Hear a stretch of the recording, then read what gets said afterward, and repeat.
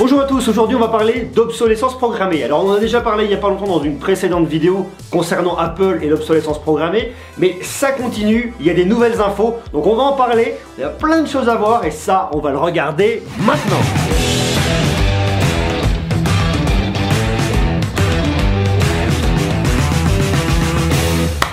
Bon, l'obsolescence programmée, c'est encore en cours en 2018. Alors je vous explique. Il y a quelques temps, je vous ai fait une précédente vidéo pour vous parler de l'obsolescence programmée par rapport aux produits d'Apple. Depuis le mois de décembre 2017, Apple a été attaqué en justice pour obsolescence programmée. Alors effectivement, c'était un petit peu compliqué parce que Apple a reconnu réduire la performance de ses smartphones pour préserver la batterie. Enfin, il y a eu plein de choses dessus. D'ailleurs, je vous invite, si vous voulez remettre un petit peu tout ça en mémoire, à regarder la vidéo qui est ici. On apprend pas mal de choses. Et justement, ça continue et on va regarder aujourd'hui 4 choses ensemble. Numéro 1. La première chose, c'est que effectivement Apple a reconnu brider certains de ses smartphones de par son OS, mais par contre a complètement assuré ne pas du tout brider ses iPads, Apple Watch et Mac.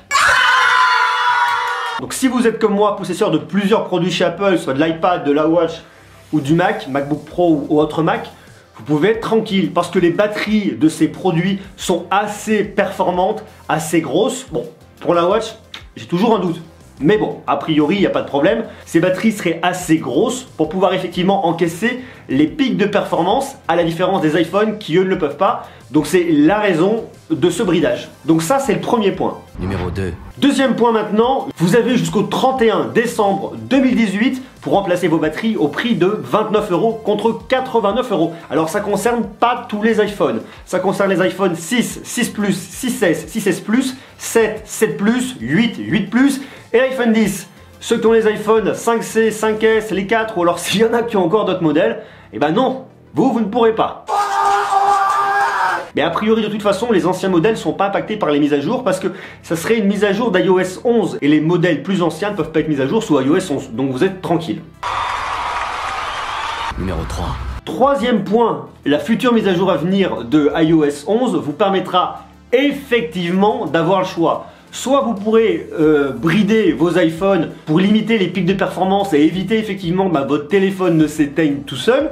Soit vous pourrez faire le choix de ne pas l'activer et à ce moment-là, si votre téléphone surchauffe, s'il y a des pics de performance, le smartphone pourra s'éteindre. Voilà, ça c'est un peu le risque. Le côté positif, c'est que Apple maintenant vous a averti, vous laisse le choix de brider ou de ne pas brider. Et maintenant, du coup, il y a un vrai transfert de responsabilité sur vous. Vous êtes informé, vous savez comment ça se passe. Si vous voulez pas le brider, c'est vous qui prenez le risque, c'est votre problème et c'est votre responsabilité. Ça pose quand même un petit problème. Est-ce que Apple ne pourrait pas, quand ils vendent des produits neufs, marquer tout simplement la batterie de ce smartphone ne pourra durer que 1 an, 2 ans, 3 ans, peu importe. Sinon après, vous allez devoir la brider ou la changer à tel tarif. Voilà, ça c'est aussi un petit peu l'information qu'on pourrait donner dès le départ quand on va acheter un produit chez Apple ou chez un autre d'ailleurs. Numéro 4. Quatrième point, Samsung est également visé par une enquête pour obsolescence programmée. C'est pas en France, c'est en Italie. C'est l'autorité de la concurrence italienne qui s'appelle la... Hop, j'ai le nom ici. Excusez mon accent, c'est pas très bon en italien. Autorita Garante della Concorrenza e il Mercato. En gros, c'est l'AGCM, l'autorité indépendante qui est également appelée autorité antitrust, qui a ouvert une enquête contre le géant de l'électronique Samsung et contre Apple également pour obsolescence programmée. Les deux groupes sont soupçonnés d'avoir mis en place une politique commerciale générale visant à exploiter les carences de certains composants pour réduire le temps de prestation de leurs produits afin d'inciter le consommateur à acheter de nouvelles versions. Donc c'est très clairement la définition de l'obsolescence programmée. Il faut savoir que ces enquêtes, elles font suite à différentes plaintes de consommateurs en Italie et qui visent aussi les mises à jour proposées aux clients. Sans signaler les conséquences possibles de ces mises à jour ni fournir suffisamment d'informations sur la manière de maintenir un niveau adéquat de prestation des dispositifs, selon Antitrust, c'est la violation du code du commerce italien, tout simplement. L'autorité a déjà mené avec la police financière des inspections au siège des deux groupes Apple et Samsung en Italie. Qu'est-ce qui se passe là? Vous savez très bien ce qui se passe. Il est 14h45. Vous, madame, vous êtes placée en garde à vue. En France, le parquet avait ouvert le 5 janvier une enquête préliminaire pour obsolescence programmée et tromperie contre Apple. Alors pour l'instant en France, il n'y a rien d'autre contre Samsung, si ce n'est une plainte déposée par 2 ONG pour pratiques commerciales trompeuses accusant le géant sud-coréen d'employer des enfants et d'imposer des conditions de travail et des logements indignes à ses salariés en Chine. Samsung a réagi dans un communiqué affirmant appliquer et exiger de ses fournisseurs une tolérance zéro vis-à-vis du travail des enfants. Les enquêtes nous diront la suite et on verra ce qu'il en sortira. Quant à l'obsolescence programmée pour Samsung par rapport à l'enquête qui est ouverte en Italie, Samsung a réagi en disant que non, il ne faisait pas du tout d'obsolescence programmée. Là où par contre effectivement Apple avait reconnu brider ses smartphones, de toute façon ça avait été prouvé par Geekbench, là Samsung a dit non, nous on ne fait pas du tout d'obsolescence programmée, donc on verra effectivement ce que l'enquête va dire. Il faut savoir qu'à ce jour il y a 39 class actions qui ont été faites aux États-Unis contre Apple.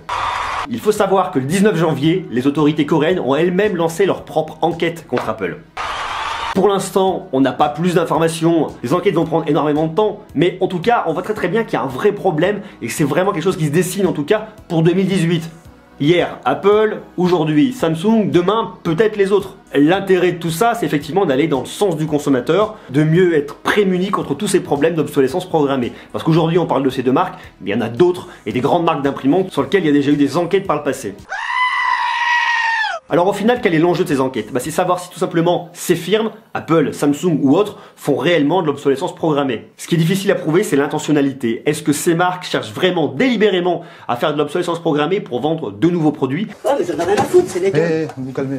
Ouais, c'est bon, avancez là. Ou alors, comme le dit Apple pour sa ligne de défense, non, pas du tout. Le but, c'est de préserver le consommateur, de lui proposer des produits qui vont durer toujours plus longtemps, brider l'OS tout simplement pour préserver la batterie. Donc c'est très compliqué parce que si on n'arrive pas à prouver le fait que ces entreprises, ces sociétés cherchent délibérément à brider leurs produits, on peut pas du tout prouver qu'il y a de l'obsolescence programmée. On peut peut-être prouver que le produit a une durée de vie trop courte par rapport à ce qu'on pourrait attendre de lui. On peut pas prouver que la marque a fait exprès de brider les produits. Maintenant, on va voir quelle est la ligne de défense de Samsung. De toute façon, il y a une enquête qui est en cours. On en saura davantage. On verra si effectivement Samsung, de par des tests, a vraiment bridé ses produits. S'il y a une vraie différence de performance entre les produits neufs et les produits au bout de 1 an, 2 ans, 3 ans d'utilisation. Le risque, c'est quoi dans tout ça? Alors, je vous en ai déjà parlé dans la précédente vidéo, mais c'est important de se le rappeler parce que le risque, c'est tout d'abord la perte de confiance du client. J'ai pas confiance en toi. Vous êtes consommateur comme moi. Si la marque en laquelle vous avez confiance bride ses produits et il y a de l'obsolescence programmée, de toute façon, vous n'allez plus acheter chez eux.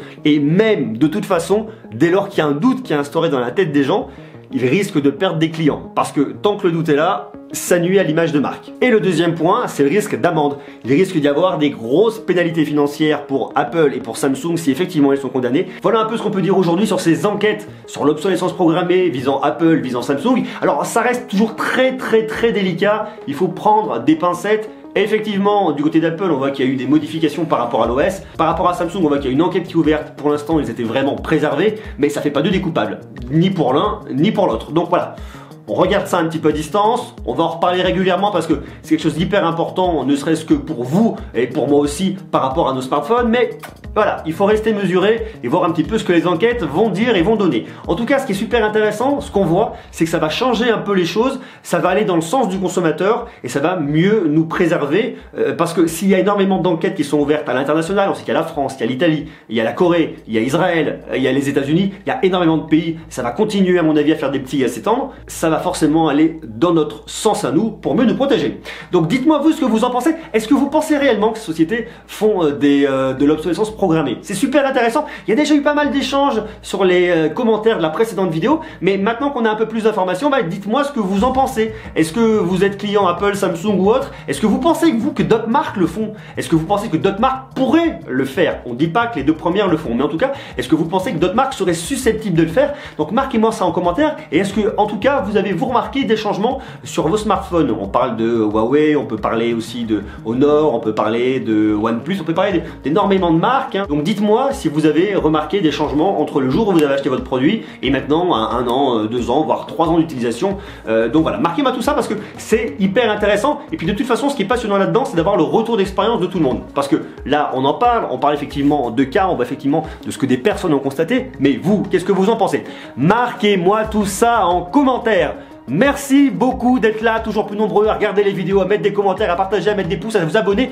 Vous êtes géniaux, je vous aime énormément. Mettez-moi tout ça, vos commentaires, vos pouces, vos likes. Abonnez-vous parce qu'on va parler toujours plus et toujours mieux de high-tech. Je vous remercie d'être là, toujours plus nombreux. Il va y avoir encore plus de contenu, je vous réserve plein de belles surprises pour 2018. Donc restez sages, abonnez-vous. À bientôt, je vous kiffe, ciao.